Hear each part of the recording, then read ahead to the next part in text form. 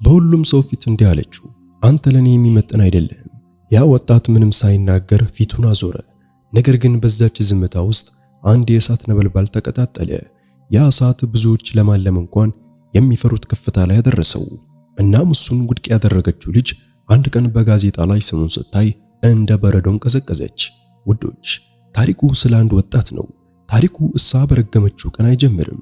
ታሪኩ ከዛ በጣም ቀደም ብሎ ነበር የጀመረው።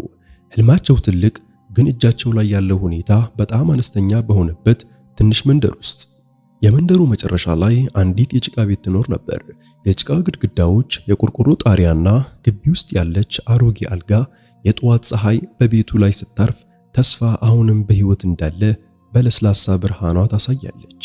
በዛች ቤት ውስጥ ራቪ ይኖር ነበር። እድሜው 23 ወይም 24 ዓመት ቢሆንም በፊቱ ላይ የኃላፊነት ምልክቶች እንደ ጥልቅ ጠባሳ በግልጽ ይታዩ ነበር። ራቪ ለራሱ ከሚኖሩ ወጣቶች መካከል አልነበረም። ለቤተሰቦቹ በህይወት መስዋዕትነት ከሚኖሩት መካከልም ነበር። ፀሐይ ከመውጣቷ በፊት ይነቃል። ጠዋት ላይ በመጀመሪያ ግቢ ውስጥ ያለው የእጅ ፓምፕ እየሳበ በቀዝቃዛ ውሃ ፊቱን ይታጠባል። ከዛም ዝም ብሎ አባቱ አጠገብ ሄዶ ይቀመጣል። አባቱ ሳል ይዛቸዋል። ትንፋሻቸውም ይከብዳል። አባባ መድኃኒቶን ይውሰዱ። ራቪ ቀስ ብለው አሳርፈው ውሃ ይሰጠዋል። ከዛም ራሱ አጠገቡ ተቀምጦ ዝም ብሎ ይመለከታቸዋል። እናቱ ወጥ ቤት ውስጥ ትሆናለች። ነገር ግን በደረጃዋ ላይ እንኳን ድካም ይነበባል። ብዙ ጊዜ ራሷ በጠና ታማ ነበር። ቢሆንም ቤቱን ትንከባከባለች። በቤት ውስጥ ሁለት ትናንሽ ወንድሞችና አንዲት እህትም ነበሩ። እነሱም ገና ትምህርት ቤት ይሄዳሉ። መጽሐፎቻቸው፣ ክፍያቸው ሁሉ የራቪ ኃላፊነት ነበር። ራቪ ራሱ ይማር ነበር። ነገር ግን ህይወቱ በመጽሐፍት ብቻ የተወሰነ አልነበረም።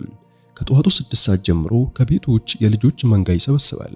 ወንድሜ ዛሬ በቶሎ አስተምረን፣ ወንድሜ ይህ ጥያቄ አልገባኝም። ራቪ እየሳቀ ሁሉንም ያስቀምጥና በታላቅ ትዕግስት ማስተማር ይጀምራል። አንዳንዶቹ ክፍያ ለመክፈል ገንዘብ ባይኖራቸውም እሱ በፍጹም አይከለክልም ነበር። ድህነት ምን እንደሆነ አጥንቱ ድረስ ያውቅ ነበር። ቀኑ እየገፋ ሲል ይደክመዋል፣ ግን አይቆምም ነበር። የአንዱ ቤት ሄዶ ማስተማር፣ የሌላው ቤት ሄዶ ክፍል መውሰድ፣ ይህ የዕለት ተዕለት ህይወቱ ነበር። ማታ ላይ ሁሉም ልጆች ሲሄዱ ለተወሰነ ጊዜ ግቢ ውስጥ ይቀመጣል። አቧራው በነፋስ ሲነፍስ በልቡ ውስጥ ጥያቄዎችም ይነሳሉ። ህይወቴ ሁል ጊዜ እንዲህ ትሆናለች? ነገር ግን በቅጽበት ራሱን ያረጋጋል። አይ መሸነፍ የለብኝም። እናም ማታ ሲመጣ መጽሐፎቹን ይከፍታል። የደከመ አካል ግን የነቃ አይኖች። ምክንያቱም ከቆመ መላው ቤተሰቡ እንደሚቆም ያውቃል። የመንደሩ ሰዎች ብዙውን ጊዜ እንደ ራቪ ያለ ወጣት በጣም ጥቂት ነው፣ ቀጥተኛ ነው፣ ታታሪ ነው ይላሉ። ነገር ግን እነዚህ ውዳሴዎች የቤቱን ሁኔታ ሊለውጡ አይችሉም ነበር። አንድ ቀን እናቱ ቀደም ብላ ተነስታ ግቢውን እያጸዳች ነበር። ዕቃዎቹ እየተወለወሉ ነበር። አንድ ቀን ትልቅ እንግዳ የሚጠብቅ ይመስል ራቪ በጉጉት ጠየቀ፣ እናቴ ምንድነው? እናቱ በፈገግታ እንዲህ አለች፣ ልጄ ዛሬ ከከተማ ሰዎች እየመጡ ነው፣ ለአንተ ጥያቄ ይዘው። ራቪ ለቅጽበት ዝም አለ። ጋብቻ? ከከንፈሮቹ ቀስ ብሎ ወጣ። እናቱ አጠገቡ ወጣች። ትከሻው ላይ እጇን አድርጋ እንዲህ አለች፣ ምን ያህል እየሰራ እንደሆነ እናውቃለን። ነገር ግን ቤት ውስጥ አንዲት ሙሽራ ብትመጣ ትንሽ እፎይታ ታገኛለህ። ራቪ ምንም አልተናገርም። ዝም ብሎ ቤቱን ተመለከተ። የታመመ አባት፣ የደከመች እናት፣ ትናንሽ ወንድምና እህት። ከዛ ቀስ ብሎ ጭንቅላቱን አዘነበለ። ምናልባት ይህ የሱ ውሳኔ አልነበረም፣ ግዴታው ነበር። ቀትር ላይ ሙሽራው በኩል መጡ። ቤቱ ትንሽ ነበር፣ ግን ልቡ ትልቅ ነው። እናቱ በተቻላት መጠን ዝግጅት አደረገች። የልጅቷ ስም ፑጃ ነበር። ቀለል ያለ ሳሪ፣ ጸጥ ያለ ፊት፣ ነገር ግን በአይኖቿ ውስጥ በራስ መተማመን በግልጽ ይታይ ነበር። የቤቱን እያንዳንዱን ጥንግ ተመለከተችና ከዛ አይኖቿ በራቪ ላይ ማረፈ። ራቪ በቀላል ልብስ ቆሞ ነበር። ምን ትሰራለህ ልጄ? የፑጃ አባትም ጠየቁ። ራቪ ሳይደነግጥ እንዲህ ሲል መለሰ፣ እየተማርኩ ነው እና እዚህ ጋር ልጆቹን እያስተማርኩ ነው። የቤቱ ወጪም ከዚህ ነው የሚሸፈነው። ክፍል ውስጥ ለተወሰነ ጊዜ ዝምታ ሰፈነ። ፑጃ ዝም ብላ ትመለከተው ነበር። ምናልባት ይህ ወጣት ሀብታም ባይሆንም በውስጡ የተለየ ነገር እንዳለ እየተረዳች ነበር። ከተወሰነ ጊዜ በኋላ ሁለቱ ብቻቸውን እንዲነጋገሩ እድልም ተሰጣቸው። ፑጃ ቀስ ብላ ጠየቀችው፣ ለጋብቻ ዝግጁ ነህ? ራቪ በቀላል ፈገግታ እንዲህ አለ፣ እውነቱን ለመናገር አስቤ እንኳን አላውቅም። ነገር ግን የቤተሰቦቼ ደስታ በዚህ ከሆነ እምቢ ማለት አልችልም። በድምፅ ውስጥ ፑጃ ለተወሰነ ጊዜ ተመለከተችው። ከዛም አንተ የተለየህን አለች። ማታ ላይ ጋብቻው ተወሰነ። ቤት ውስጥ የደስታ መንፈስም ነበር። የእናቱ አይኖች በእንባ ተሞሉ፣ የአባቱ ፊት በእፎይታ። ራቪ ደግሞ ዝም ብሎ ሰማዩን ይመለከት ነበር። ምናልባት ይህ ትክክል ነው፣ ግን ይህ ጋብቻ ህይወቱን እንደሚለውጠው አያውቅም ነበር። አንዳንድ ጊዜ አንድ ዜና ህይወትን ይለውጣል እና አንዳንድ ጊዜ ያው ዜና ሰውን ይለውጣል። ግንኙነቶች በቃል ሳይሆን በአይኖች ይፈርሳሉ። በዛ ቀን አንድ አይ ብቻ አልተባለም። በዛ ቀን አንድ ሰው በራስ መተማመኑ ተረጋግጧል። ጋብቻውም ተወሰነ። ብዙ ቀናት አልነበረም፣ ግን ራቪ ቤት ውስጥ አዲስ ህይወት እንደመጣ ነበር። እናቱ በየቀኑ የሆነ ነገር ትጨምር ነበር። አንዳንድ ጊዜ ዕቃ፣ አንዳንድ ጊዜ ልብስ። አባቱ በህመማቸው ቢሆንም ዘመዶችን ይዘረዝሩ ነበር። ቤት ትንሽ፣ ነገር ግን ተስፋቸው በጣም ትልቅ ነበር። ራቪ በህይወቱ እንደቀድሞ ነበር። የጠዋት ትምህርት፣ የቀን ስራ፣ የሌሊት ጥናት። ነገር ግን አሁን በውስጡ አዲስ ሐሳብም ነበር። ምናልባትም አሁን ሁሉም ነገር ይስተካከል ይሆናል። ፑጃም መጀመሪያ ላይ መደበኛ ነበረች። አንዳንድ ጊዜ በስልክ ይነጋገራሉ። በልተሃል? ጥናትህ እንዴት ነው? ይህ ብቻ ነበር። ነገር ግን ለራቪ ያበቂ ነበር። ከዚያም አንድ ቀን ሁሉም ነገር ተቀየረ። ራቪ ልጆችን እያስተማረ ሳለ የመንደሩ ልጆች መጥተው እንዲህ አሉ። አረ ራቪ ወንድሜ ሰምተሃል? ፑጃ እህት የመንግስት ስራ አግኝታለች፣ መምህር ሆናለች። ለቅጽበት የራቪ እጅም ቆመ። እውነት? በፊቱ ላይ ቀላል ፈገግታም ታየ። ከልቡ ደስታ ተሰማው። ጥሩ ነው፣ አሁን ህይወቷ የተሻለ ይሆናል ብሎ በልቡ አሰበ። ነገር ግን ይህ ደስታ ትልቅ ፈተና እንደሚሆን አያውቅም ነበር። ቀስ በቀስ የፑጃ ድምፅ መቀየርም ጀመረ። ስልክ መደወል ቀንሷል። ከዚያም ቆመ። ለመልእክት የሚሰጠው ምላሽ ዘግይቶ፣ ከዛም በፍጹም አልነበረም። ራቪ በእያንዳንዱ ጊዜ ራሱን ያረጋጋል። አዲስ ስራ ነው። እሷ በስራ ትጠመድ ይሆናል። ነገር ግን እውነታው ከሱ ሊደበቅ አልቻለም። አንድ ቀን ወሰነ። ዛሬ ሄጄ ላናገራትም አለ። በማግስቱ ጠዋት ንጹህ ልብስ ለብሶ በእጁ ትንሽ የጣፋጭ ሳጥን ይዞ የፑጃ ትምህርት ቤትም ደረሰ። የመንግስት ትምህርት ቤት ትልቅ በር፣ የልጆች ድምጽና በመካከላቸው ፑጃ። በሳሪ በእጇ መጽሐፍት፣ በፊቷ ላይ የተለየ ኩራት። የራቪ ፊት ላይ ፈገግታም ታየ። ወደሷ ቀስ ብሎ አመራ። ፑጃ በማለት በሹክታም ጠራት። ፑጃ ዞራ ተመለከተችና አይኖቿ ራቪ ላይ እንደወደቀ የፊቷ ገጽታም ተቀየረ። ወደሱ መጣች። ነገር ግን ቀድሞ እንደነበረው ፍቅር አልነበረም። እዚህ ምን ታደርጋለህ? ድምጿ የቀዘቀዘ ነበር። ራቪ ትንሽ ደነገጠ። ከዛ ፈገግ ብሎ እንዲህ አለ። ባንቺ ደስ ብሎኝ እኮ እንኳን ደስ አለሽ ልሽ መጣው አላት። ሰምቻለሁ፣ ስራ አግኝተሻል። ጣፋጩን ወደፊት አቀረበ። ፑጃ ጣፋጩን ተመለከተችና በአጠገቧ ያሉትን ሰዎችም ተመለከተች። አንዳንድ መምህራንና ሰራተኞች እዚያው ቆመው ነበር። የሁሉም ሰው አይኖች በእነሱ ላይ ነበር። የፑጃ ፊት ላይ ትንሽ ፈገግታም ታየ። ግን ያ ፈገግታ ፍቅር አልነበረውም፣ ሌላ ነገር ነበር። ተመልከት ራቪ፣ በዝግታ ግን ግልጽ በሆነ ድምፅ አለችው። አሁን ህይወቴ ተቀይሯል። ራቪ ቀስ ብሎም ጠየቀ። ማለት? ፑጃ በቀጥታ አይኖች ውስጥም ተመለከተችው። ማለት አሁን እኔ የመንግስት መምህር ነኝ፣ አንተ ደግሞ ትምህርት የምታስተምር ልጅ ብቻ ነህ። እንደ አንድ ሰው በደረት ላይ የሆነ ነገር እንደወጋው የራቪ ፈገግታ እዛው ቀረ። ሊናገር የፈለገውን ነገር ፑጃ በንግግሩ መሃልም አቋረጠችው። በግልጽ ነው የምነግርህ፣ እኔ ይህን ጋብቻ ማድረግ አልችልም። በአጠገቡ የቆሙ ሰዎች በግልጽ ማየትም ጀመሩ። አሁን እኔን የሚመጥን ወጣት እፈልጋለሁ፣ የኔ ደረጃ ያለው። ተረዳህ? የራቪ አይኖች ወደታችም ወረዱ። በእጁ የያዘው ጣፋጭ አሁን ከባድ መሆንም ጀመረ። አንተ ለኔ የሚመጥን አይደለህም። ይህ ሁሉ በአየር ላይ ሳይሆን በቀጥታ በልቡ ላይ ወደቀ። ለተወሰነ ጊዜ ሁሉም ነገር ጸጥ አለ። ራቪ ምንም አልተናገረም። ዝም ብሎ ጣፋጩን ወደታች አወረደ። በአይኖቹ ውስጥ ቁጣ አልነበረም፣ ቅሬታም አልነበረም፣ ጥልቅ ቁስል ብቻ ነበር። ታዲያ ውሳኔሽ ይሄ ነው ብሎ በሹክታም ጠየቀ። ፑጃ ምንም ሳትዘገይ አዎ ይህ የመጨረሻ ውሳኔ ነው አለች። ይህም ብላ ዞረች። ምንም ያልተፈጠረ ያህል ራቪ እዛው ቀረ። በአካባቢ የነበሩ ሰዎች በሹክታ ድምፅ በጆሮ ውስጥ ያስተጋባ ነበር። ጭንቅላቱን አዘንብሎ ቀስ ብሎ እርምጃዎቹን ወደ ኋላ መለሰ። በእያንዳንዱ እርምጃ ልቡ የበለጠ ከባድ የሆነ ነበር። ወደ ኋላ ሳይመለከትም ሄደ። በጠቅላላው መንገድ አንተ ለኔ የሚመጥን አይደለህም የሚለው ድምፅ በጆሮ ውስጥ ያስተጋባ ነበር። ቤት ሲደርስ እናትና አባት የጋብቻ ዝግጅት ላይ ነበሩ። ልጅ መጣ። እናት በደስታ አለች። እነዚህ ልብሶች እንዴት እንደሚያምሩ ተመልከት። ራቪ በደስታ ተቀበለና ትንሽ ፈገግታ ማሳየ። ጥሩ ናቸው እናቴ አለ፣ ግን ምንም አልተናገረም። ወደ ክፍሉ ሄዶ ዝም ብሎ ተቀመጠ። ለተወሰነ ጊዜ ግድግዳውን ባዶ በሆነ አይን ይመለከት ነበር። ከዚያም ቀስ ብሎ ጫማውን አጥብቆ፣ አይኖቹ እንባ ነበሩ። ነገር ግን በዚህ ጊዜ ድክመት አልነበረም፣ እሳት ነበር።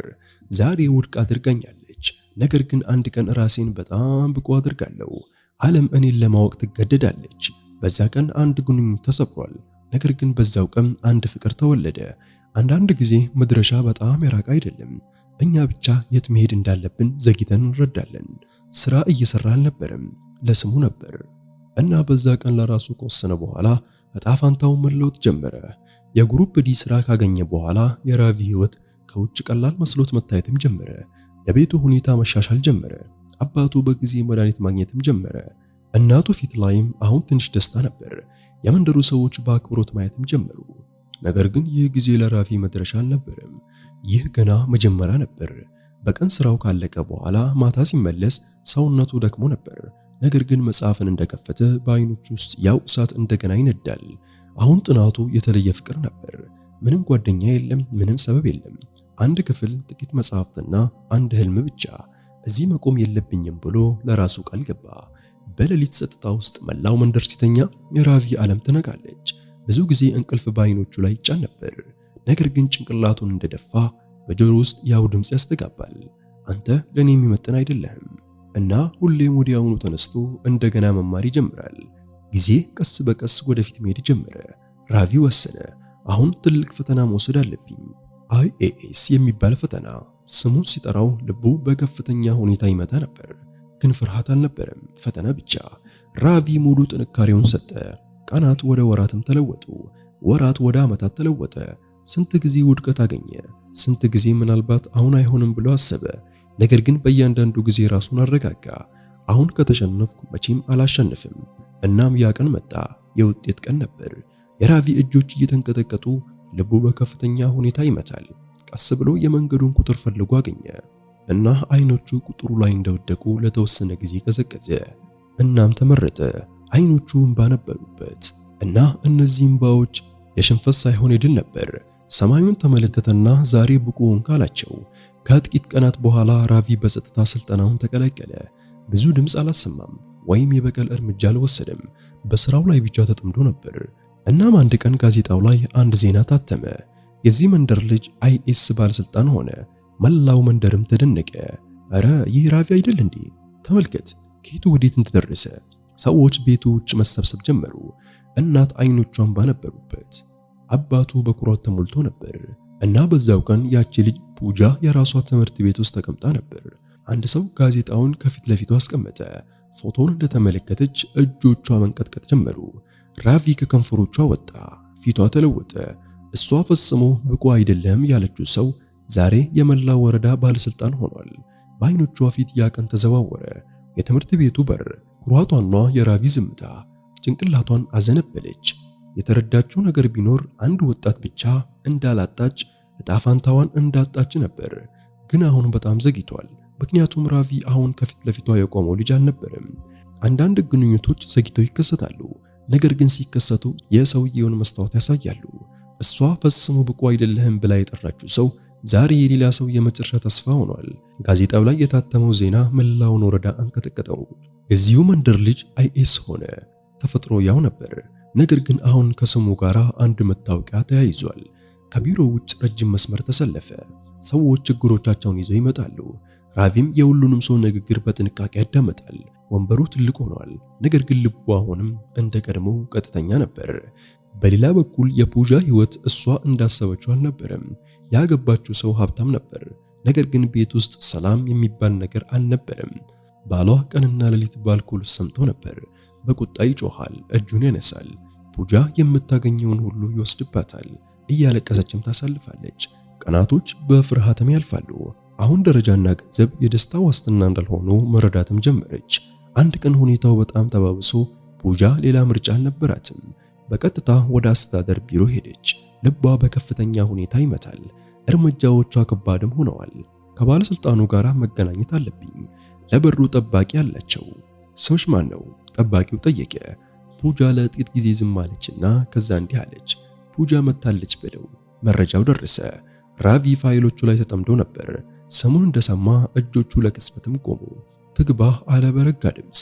በሩ ተከፈተና ከዓመታት በኋላ ሁለቱ ፊት ለፊትም ተገናኙ። ለጥቂት ጊዜ እንደቆመ ያህል ነበር። ምንም ድምፅ፣ ምንም እንቅስቃሴ የለም። ሁለት አይኖች ብቻ ብዙ ነገር ያዙ። የፑጃ አይኖች ወደ ታች ነበሩ። ፊቷ የደከመ የተሰበረ። ራቪ በመደበኛ ድምፅ ተቀመጪ አላት። ድምፅ ውስጥ ቁጣ አልነበረም፣ ስድብም አልነበረም፣ ቀላልነት ብቻ ነበር። ፑጃ ቀስ ብላም ተቀመጠች። ለተወሰነ ጊዜ መናገር አልቻለችም። ከዛ በሚንቀጠቀጥ ድምፅ እንዲህ አለች፣ እኔ ከእርሶ አንድ እርዳታ ፈልጋለሁ። ራቪ ዝም ብሎ ያዳምጣል። ባለቤቴ ምንም ስራ አይሰራም። ቀኑን ሙሉ እዚህ እዛ ይዞራል፣ አልኮል ይጠጣል። የቤቱ ሁኔታ በጣም ተባብሷል። ከዓይኖቿ እንባ መውረድም ጀመሩ። ለሱ ትንሽ ስራ ቢገኝ ምናልባት ሁሉም ነገር ይስተካከል ይሆናል አለች። ክፍሉ ውስጥ እንደገና ዝምታ ሰፈነ። ራቪ ለተወሰነ ጊዜ ተመለከታትና ከፊቱ የነበረችው ልጅ አንድ ጊዜ በሁሉም ሰው ፊት ውድቅ ያደረገችው ልጅ ነበረች። ነገር ግን ዛሬ ተሰባብራለች። እርዳታ እየጠየቀች ነው። ራቪ ቀስ ብሎ ፋይሉን ዘጋውና በረጋ ድምፅ እንዲህ አለ፣ እሺ ሞክራለሁ። ፑጃ በጉትም ተመለከተችው። ምናልባት ምላሹ እንዲህ ቀላል ይሆናል ብላ አልጠበቀችም ነበር። አሁን እርሶ በእኔ አይናደዱም ብላ በሹክታ ጠየቀች። ራቪ በትንሹ ፈገግ አለና ቁጣዬ ለምን? የፑጃ አይኖች እንደገና በእንባ ተሞልተው መፍሰስም ጀመሩ። እኔ ካንተ ጋር በጣም መጥፎ ነገር ሰርቻለሁ። ራቪ ንግግሯን አቋረጠ። ከጥቂት ጊዜ በኋላ እንዲህ አለ፣ ጊዜው ነው መጥፎ የሆነው ሰው አይደለም። ፑጃ ጭንቅላቷን አነሳችና ተመለከተችው። ራቪም ቀጠለ፣ የጊዜ ነገርማ ይመጣል ይሄዳል። አንዳንድ ጊዜ ቀን ነው፣ አንዳንድ ጊዜ ሌሊት። ነገር ግን በውስጡ እውነቱና ትጋት ያለ ሰው መቼም ትንሽ አይሆንም። ፑጃ ዝም አለች። ለመናገር ምንም ነገር አልቀረላትም ነበር። ራቪ የመጨረሻውን ጊዜ እንዲህ አለ፣ ሂጂ፣ ለባለቤትሽ የሚቻለውን አደርጋለሁ። ፑጃ ቀስ ብላ ተነሳች። እስከ በሩ ድረስ ሄደች። ከዛ ለቅጽበትም ቆመች እና ወደ ኋላ ሳትመለከት ወጣች። ዛሬ ተረድታለች። በዛ ቀን አንድ ግንኙነት ብቻ ሳይሆን የጣለችው አሁንም ትልቅ ልብ ያለው ሰው እንዳጣች ነበር። እና ራቪ ወንበር ላይ ተቀምጦ እንደገና ፋይሉን ከፈተ። ለእሱ ይህ ታሪክ ብቻ አልነበረም፣ ይህ የሱ ህይወት ነበር። እሱ እዚህ ላይ ማረጋግጧል። ዋጋ የሚወሰነው በሁኔታ ሳይሆን በትጋት ብቻ መሆኑን። የዛሬው ታሪክ የኔ ምስል ነበር። ታሪኩን እንዴት ተመለከታችሁት? እንደተመቻችሁ አልጠረጠርም። ቪዲዮውን ላይክ በማድረግም አጠናቅቁት። በሌላ ታሪክ እስከምንገናኝ አሰላሙ አለይኩም ወራህመቱላሂ ወበረካቱ።